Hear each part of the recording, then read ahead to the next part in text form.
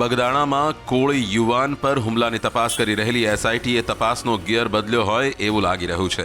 SIT PI ડીવી ડાંગર તથા PI KS પટેલની તપાસ માટે બોલાવ્યા. ડીવી ડાંગર જ્યારે ઘટના બની એ સમયે પીઆઈ હતા. જો કે તપાસમાં તેમની કામગીરી સામે સવાલો ઉઠતા તેમની બદલી કરાઈ હતી અને ચાર્જ કેએસ પટેલને સોંપાયો હતો.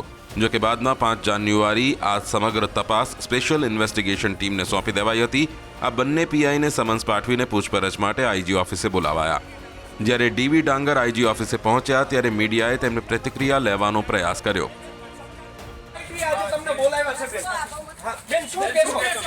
તમારી ઉપર ગંભીર આક્ષેપ બેન લાગી રહ્યા છે. આરોપી બદલાવી દેવાની વાત હતી બેન, શું કહેશો?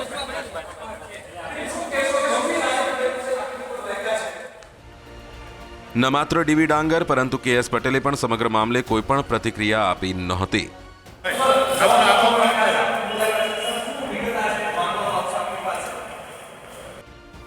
29 ડિસેમ્બરે બગદાણામાં કોળી યુવાન નવનીત બાલધિયા પર હુમલો થયો હતો. ફરિયાદી નવનીત બાલધિયાએ આરોપ માયાભાઈના પુત્ર જયરાજ આહિર પર લગાવ્યો હતો.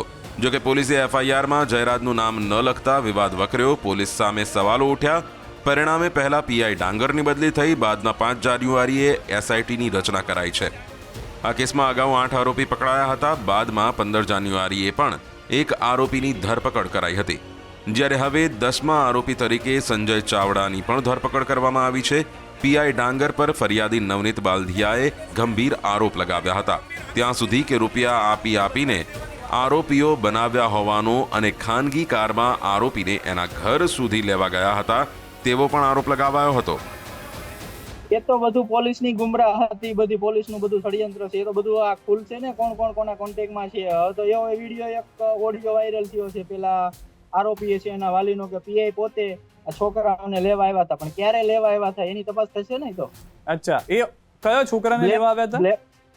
પેલો કેવું ગામ, સિહોર તાલુકાનું કઈ ગામ છે. છોકરાનું નામ શું છે?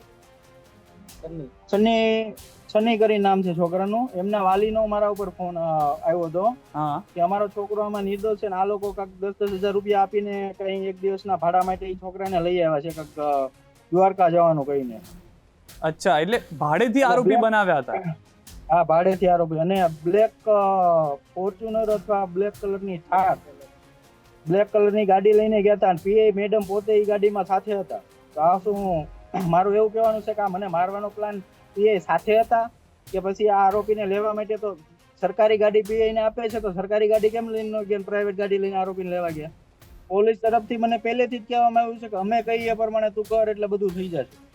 અચ્છા, પહેલેથી જ મારી શરૂઆત પહેલેથી જે પ્રમાણે થઈ હતી કે ભાઈ મને આ રીતે જ મારી જોડે બધું થયું છે. તો તમે પ્રમાણે જે પીઆઈ મેડમ છે કે એમ નહીં કે અમે આરોપીને પકડીને નામ ખોલાવશું. તમે ફરિયાદ કરી ત્યારે શું કીધું?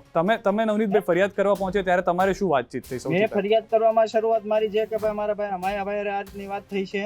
ત્યારબાદ માયાભાઈના દીકરાનો મારી કોલ આવ્યો. પેલા ભાઈ રાજુભાઈનો આ રીતે કોલ આવ્યો. પછી પેલા જયરાજભાઈ મારા મિત્રોને 2-3 કોલ કર્યા છે. એ બધી મેટર મેં પહેલેથી કીધી જ છે એમને, બરોબર? તો પીઆઈ એમ કહે છે કે ભાઈ એ લોકો નહીં હોય તો તું શું કરીશ? મેં કીધું તો તમારે ખોલવાનું છે ને સત્ય શું છે. અને આરોપી તરીકે તમે તો જયરાજભાઈ નામ લખવાનું કીધું હતું, પણ પોલીસ વાળા તમને ના પાડતા હતા. પોલીસ વાળા પીઆઈ મેડમ પોતે